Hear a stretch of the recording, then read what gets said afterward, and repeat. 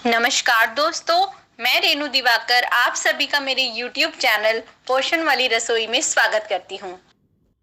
दोस्तों, जैसा कि आप जानते हैं, मैंने अपनी पहली वीडियो में एनीमिया के बारे में आपको बताया था। नेशनल फैमिली हेल्थ सर्वे के अनुसार 52% महिलाएं और 58% बच्चे अभी भी हमारे देश में एनीमिक हैं, जो कि बहुत ही दुख की बात है। और हमें जानकारी का अभाव होने के कारण, सही खान पान का अभाव होने के कारण हम इन समस्याओं से अभी भी जूझ रहे हैं। तो इस वीडियो में मैं आपको एनीमिया के बारे में ही बताने आई हूँ, उसका रोकथाम कैसे किया जा सकता है। जितनी भी मैंने पोषण अभियान के तहत ट्रेनिंग्स ली हैं और एनीमिया के बारे में सीखा है, मैं आपको इस वीडियो के माध्यम से जानकारी देना चाहती हूँ। और अगर आपको मेरा ये वीडियो पसंद आएगा तो इसको शेयर करना मत भूलिएगा, लाइक करना मत भूलिएगा और मेरे चैनल पोषण वाली रसोई को सब्सक्राइब करना मत भूलिएगा। तो चलिए जानते हैं क्या है एनीमिया। अर्थ है शरीर में खून की कमी। आप कभी डॉक्टर के पास जाते होंगे ब्लड टेस्ट कराने, तो डॉक्टर आपको बोलते होंगे आपके शरीर में हीमोग्लोबिन कम है। इसका अर्थ है साधारण भाषा में कि आपका शरीर में खून की मात्रा कम हो रही है। हीमोग्लोबिन हमारे खून में ही पाया जाता है। यह आयरन और प्रोटीन से बना होता है और यह हमारे शरीर की सबसे लंबी हड्डियों में बनता है, जिसको बोन मैरो कहते हैं, अस्थि मज्जा। आपको पता कैसे चलेगा कि आपके शरीर में खून की कमी है या नहीं? तो देखिए, सबसे पहले आप अपनी आंखों के निचले हिस्से को देखेंगे खींचकर, तो अगर वह पीला है, पीलापन है, और आपके हथेली और पैर में आप देखें, चेक करें, वहां पर पीलापन है, नाखूनों में पीलापन है, जीभ में पीलापन है, यानी कि आपको एनीमिया है। इसके अलावा एनीमिया के दौरान आपको चिड़चिड़ापन महसूस होता है, कमजोरी महसूस होती है, आपकी सांस फूलती है, आप कोई भी काम करते हैं थकावट महसूस होती है। ये मेन लक्षण है एनीमिया के। हमारे शरीर में खून की कमी के क्या कारण हो सकते हैं दोस्तों? या तो हमारे शरीर में खून बनना कम हो रहा है, हमें सही खान पान नहीं मिल रहा, जिसकी वजह से आयरन की कमी हो रही है शरीर में, या फिर हमारा बना हुआ खून शरीर से निकल जाता है। जैसे लड़कियों में, महिलाओं में आप जानते हैं हर महीने माहवारी के दौरान कितना खून निकलता है, और उस दौरान हम अच्छा खान पान हमारा नहीं होता, तो एनीमिक होना जायज है। एनीमिया से संबंधित बहुत ही महत्वपूर्ण बात मैं आपको हमारे डिपार्टमेंट के इस टेक अवे के माध्यम से समझाना चाहूंगी। खून की कमी का हमारे जीवन चक्र पर बहुत ही गहरा प्रभाव पड़ता है। यदि हमारे शरीर में खून की कमी है, 15 से 19 वर्ष के दौरान अगर हम लड़कियों की बात करें तो माहवारी शुरू हो जाती है उन्हें, तो इस दौरान एनीमिया की संभावना बहुत ज़्यादा बढ़ जाती है किशोरियों में। और वही किशोरियां जब बड़ी होती हैं, विवाह के बाद एनीमिक महिलाएं प्रसव के दौरान खून बहने से बहुत कमज़ोर हो जाती हैं और उनकी मृत्यु की संभावना भी बढ़ जाती है।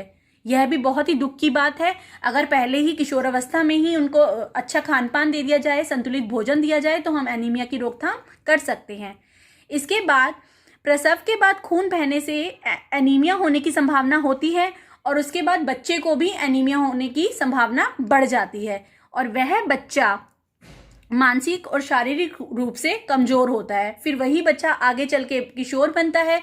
तो ये साइकिल चलता रहता है और इस साइकिल को अगर रोकना है, इस चक्कर को रोकना है, तो हमें एनीमिया को रोकने के लिए अपने खान पान को सही करना होगा। शरीर में खून की कमी ना हो, इसके लिए हम क्या कर सकते हैं? तो देखिए दोस्तों, हमारे शरीर में जो हीमोग्लोबिन का लेवल कम होता है, उसका एक मुख्य कारण है आयरन, फॉलिक एसिड और विटामिन बी की कमी का होना। तो इसलिए हमारे को शरीर में सभी पोषक तत्वों की मात्रा पूरी रखनी है।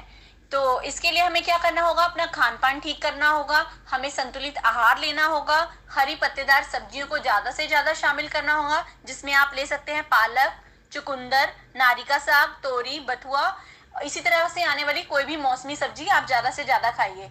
और हरी सब्जियों को ज्यादा से ज्यादा विटामिन सी के साथ खाइए, क्योंकि जो आयरन होता है, हरी सब्जियों में जो आयरन पाया जाता है, वो विटामिन सी के साथ अच्छा काम करता है, नहीं खट्टी चीजों के साथ। पालक बना रहे हैं तो उसमें ज्यादा से ज्यादा टमाटर डालिए, नींबू का रस डालिए।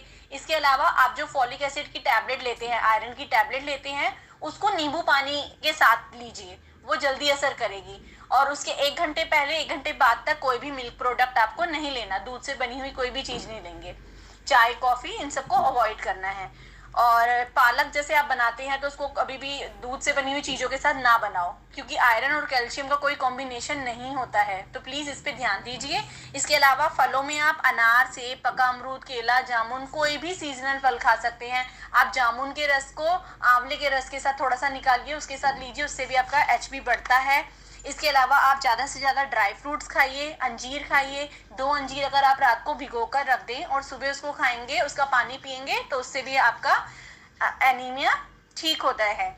इसके अलावा किशमिश, जो कि गुड सोर्स है विटामिन बी कॉम्प्लेक्स का, जैसे कि मैंने आपको पहले ही बताया था कि विटामिन बी की कमी से भी आपका एचबी कम होता है, तो आप किशमिश को भिगो कर रखिए, उसको भी सुबह खाइए। पिस्ता, बादाम, काजू, अखरोट, तिल, मूंगफली, ज़्यादा से ज़्यादा इन सबको खाइए। मूंगफली का बताना चाहूँगी कि मूंगफली को आप गुड़ के साथ खा सकते हैं। मूंगफली गुड़ ले सकते हैं या चना गुड़ ले सकते हैं। ये आप अपने टिफ़िन में डाल के कहीं पे भी काम पर जा रहे हो, अपना टिफ़िन लेकर जाओ और गुड़ चना खाओ ज़्यादा से ज़्यादा। इसके अलावा आप अंकुरित दालें खाइए, रात को दालों को भिगो कर रख दीजिए, जैसे मूंग की दालों भी आयरन होता है, देसी चने, मटर, तो ये सारे अनाजों को आप अपनी डाइट में शामिल कीजिए। कोई भी जो सीजनल फ्रूट्स या वेजिटेबल्स हैं, ज़्यादा से ज़्यादा खाइए। यदि आपको एनीमिया की शिकायत है तो आप अपने नज़दीकी स्वास्थ्य केंद्र या आंगनवाड़ी केंद्र में जाकर भी संपर्क कर सकते हैं। वहाँ पर आपको विप्स की टैबलेट दी जाती हैं, छोटे बच्चों को आयरन सिरप दिया जाता है, उसका आपको नियमित सेवन करना होगा। और इसके अलावा बताना चाहूँगी, Indian council of medical research के अकॉर्डिंग पुरुषों को 17 मिलीग्राम जो है आयरन की रिक्वायरमेंट होती है और महिलाओं को 21 मिलीग्राम डेली आयरन की रिक्वायरमेंट होती है। तो भरपूर मात्रा में आयरन का सेवन हमें करना है। इसके अलावा यदि महिला स्तनपान करा रही है बच्चे को और बच्चा 6 माह से कम आयु का है, तो उसको केवल स्तनपान कराएं, ऊपरी आहार नहीं देना। माँ का दूध ही काफ़ी है उस बच्चे के लिए, माँ के दूध में उसे सभी पोषक तत्व मिल जाते हैं, तो इसलिए केवल स्तनपान 6 माह तक कराएं। तो आपको मेरा वीडियो कैसा लगा प्लीज़ मुझे बताइएगा और अच्छे से अच्छा भोजन खाइए और स्वस्थ रहिए। धन्यवाद।